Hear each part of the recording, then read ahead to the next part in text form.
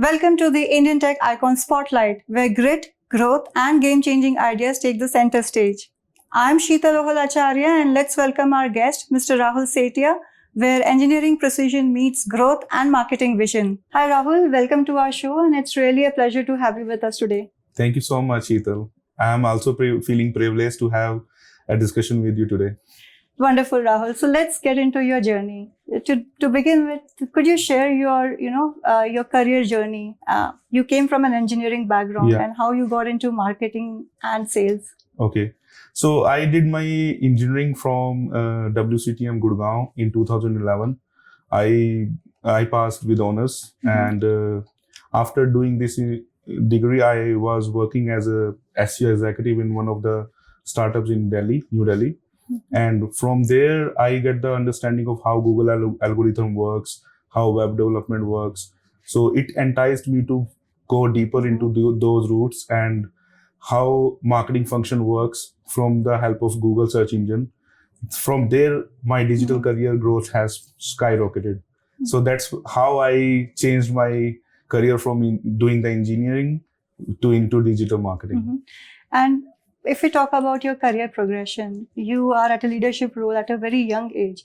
So how that progression happened over all these years? Okay, so the biggest thing that I noticed in my progression from at a very young age is like my enthusiasm about getting the things done, because that's my normal trait. Whenever I get the task to get it done on time, this is what my leadership and my management noticed in me in my early days.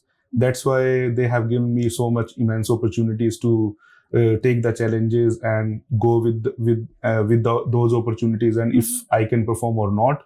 So they have seen that caliber, and that's why I'm here at the leadership role in the last 4 to 5 companies. That's wonderful. So Rahul, let's now talk about your current roles and responsibilities in your current organization. Like what a usual day looks like to you from the work perspective. Okay, so my day is almost really busy because I'm working with a remote company right now, which is a US-based dental software company, and I'm leading around 10 people right now. But in my previous career, I was leading around 25 people team working remotely too for a US-based SaaS company. So it's a product-based company where I'm working as a director of growth marketing, and in day-to-day life, I have plenty of meetings with the leadership and also daily syncs with my team members. Usually after closing all those meetings, then when we are in the execution stage, then team might have some difficult questions that they might not have understanding on how to execute certain tasks like campaign structure or email campaigns, because these are the bread and butter for the email marketing, for the digital marketing. So then I used to you need to understand their problems as well, what they are not doing correctly, and you have to do some research as well, because research is a key element in the digital marketing space. You cannot go blindly and go with your guts only. You have to do research, then add your data and elements, and then make a logical decisions, which will help the team as well to understand how I am making the decisions, so that they will also step up and learn from the kind of decisions I'm making. So that's my day-to-day life, working with leadership and the teams always. Yeah. That's great. Thanks for sharing that with us, Rahul. No worries. Rahul, now talking about the current trends in industry, talking about the AI. So how do you think things have changed from like last couple of years as compared to now in terms of running campaigns and running the marketing for any company? Yeah. So I think it has been changed from the last 5 to 6 years since the invention of OpenAI and ChatGPT, because as a digital marketer or growth marketer, I was working some of the manual tasks by using some tools which are not AI based, but we have to pay a good amount of money to get things done. And I have to do some manual research as well before executing any task. But with the invention of ChatGPT and OpenAI and some other tools like DeepSeek or Google Gemini, so it has stepped up the game of digital marketing space as well. Now, if you don't have a big team of around 20 people or 25 people, which is usually the case in the past, after like 5 years ago, now if I have 1 or 2 people in my team, then I can get the work done of around 15 to 20 people with the help of these automation tools. right now, tools that we are using like MailChimp or other tools, they are also stepping up their games in doing the automation. Like we are using API connections to connect different tools, so that I don't need to go to different tools manually to get the data. By connecting all these tools using the API, it helps me to get the data visualization in one dashboard, which is helping me to make a logical, concrete decision for the team and business to achieve those goals. So this is how I see, like, it is saving a good amount of hours every day, like automation and AI. Definitely. Yeah. So Rahul, let's talk a bit about the PLG, the product-led growth. So what are the key challenges do you see currently if we talk about PLG? I feel like the biggest challenge always in my 5 to 6 companies where I was working as a head of marketing and VP of marketing, these are the product-based companies. So what I see a common scenario, a common pattern is, if your product is not helping the problem to solve for the end users, then whatever your UX and UI is not going to help them. So you have to focus on the MVP, minimum viable protocol, for the product. And if you have to set up a certain segment of users who are going to be your beta users, you have to test them, that particular product with them first, understand the problem, and then evolve your product. Usually the companies, what they are doing is, they get the funding, they hire the people, they run the campaigns, and then they feel like, okay, this is not the product we want, we have to reiterate the product, and then they are looking for another round of funding, and if they don't get the funding, they fire the people. And this is what I noticed. So what I suggest, like, this is my personal observation, is have 100 or 200 set of users, as a beta users, get the feedback, then understand the total addressable market, like, which is called TAM. If your TAM is accepting your product, then go to the different stage, like the next level stage.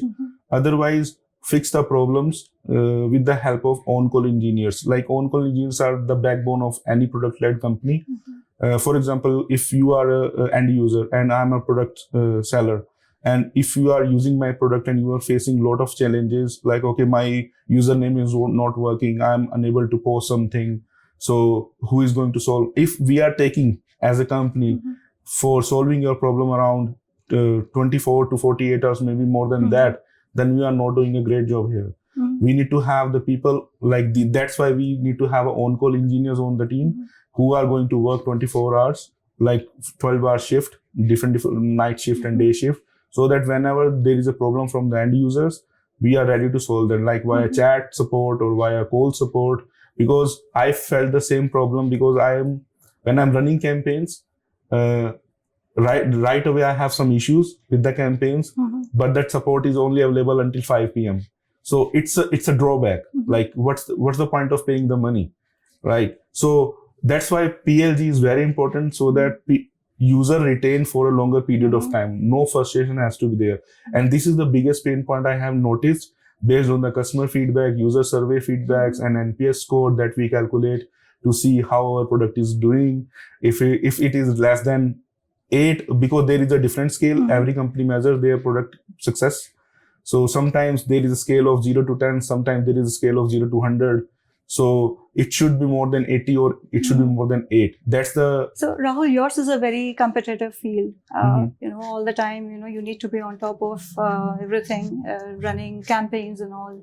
So what, role, when you decide on USPs, how do you blend that while selling any product? This is a very nice question, I would say, because most of the companies who are in the startup stage, they need to focus first on the competitors who are already in the game and how they are doing, how they are positioning their product. Then you have to prepare a spreadsheet or a dashboard just to do a one-to-one comparison with those competitors. Okay, these are their USP features. Where we standing? Okay, 5 features are there. This is the main feature they have. Do we have this in our product or not? If not, then how much time it is going to take for us to develop those features, and how much investment in terms of resources, in terms of like funding, how much we need, so that they can talk to investors. So product competitor analysis, which we call in marketing term as SWOT analysis. Yeah. Strength, weakness, advantages, and Threats. Yeah. threats. So this is what I feel like SWOT analysis is very, very important for understanding where your USPs are falling, in which category, if you are doing great on those or not. And it will help you to learn about your product as well. Because no product in the market is 100% accurate. Like even Google is always reiterating their product, like changing their logo, introducing AI into their Gmail, even introducing AI in the Google search. That means they are reiterating their products. That means they are not thinking to fall behind the game of automation AI, because OpenAI and ChatGPT is taking over, and they don't want to fall behind. So that's what that means. They have done the SWOT analysis. That means they are on top of their competitors, what they are selling, why people are not coming to us. That's why they are introducing all these features to give people more time to stay on their product, and that's how user retention works. That's a great insight, Rahul. Thank you so much. Now, this question is out of curiosity, right? I mean, have you ever referred to a book for marketing by an author called Philip Kotler? I have to be honest, like I'm not a book reader, like, but because during my engineering days, I did like read a lot of books. So that's why I'm a digital person. Whatever I read through blogs or articles. I don't go by the books. Yeah, that's how I like, and I do the skim and scanning.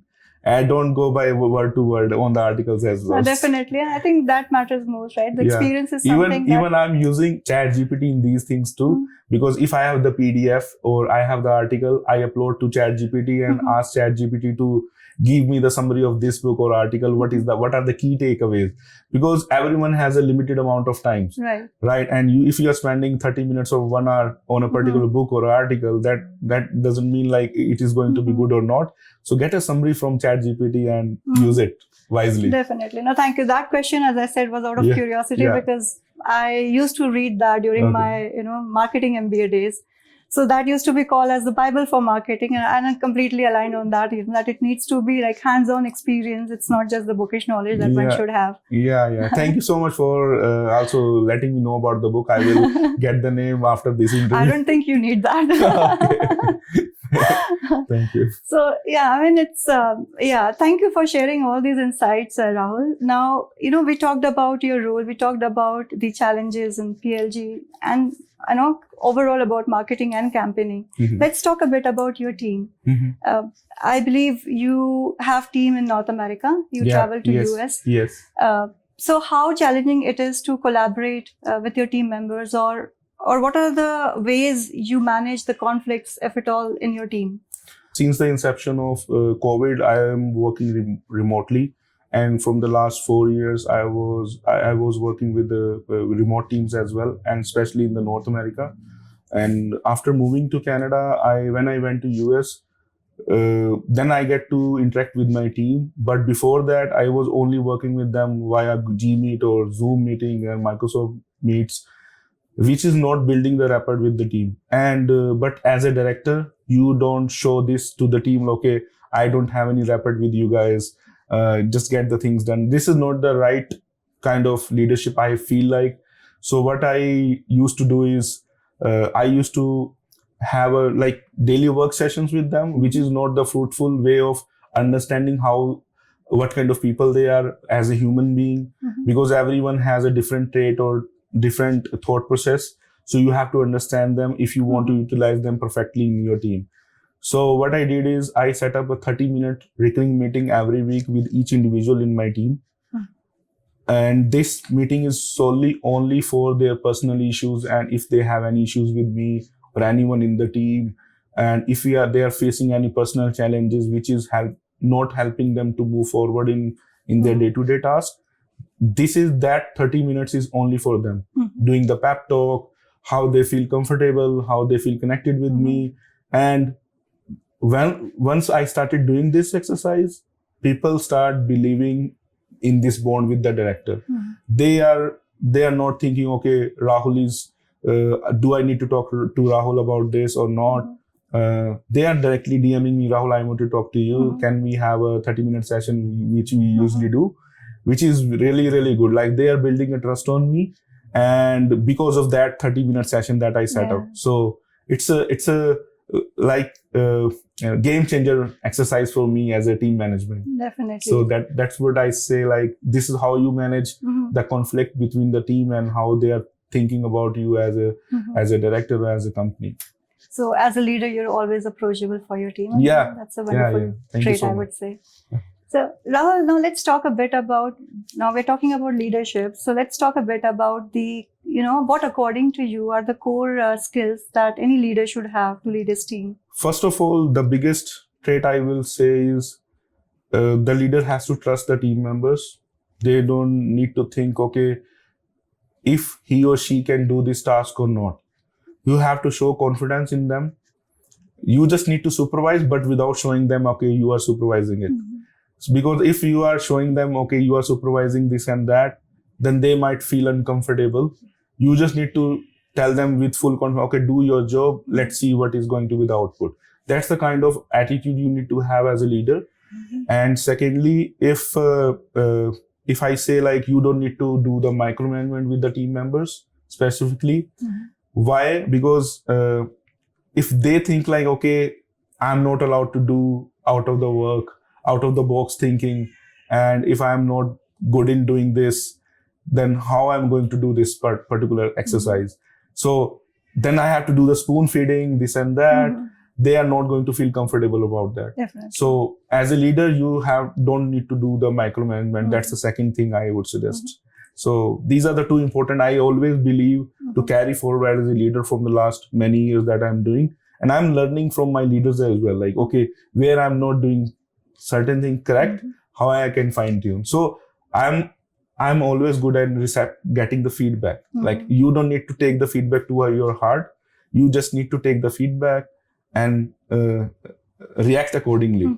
You don't need to feel like, okay, I got the negative feedback and it is not going to reflect on my character, and people might think negative about me. You don't need to think like, you don't need to be arrogant. You have to be like plain, simple, down to earth. Keep your ego aside out of your office room or office space. So whenever you are working on the chair of as a director or as a leader, you have to think, okay, I'm also working as a teammate. That's the best exercise, I would say, like as a trait. These three traits, I would say every leader should have.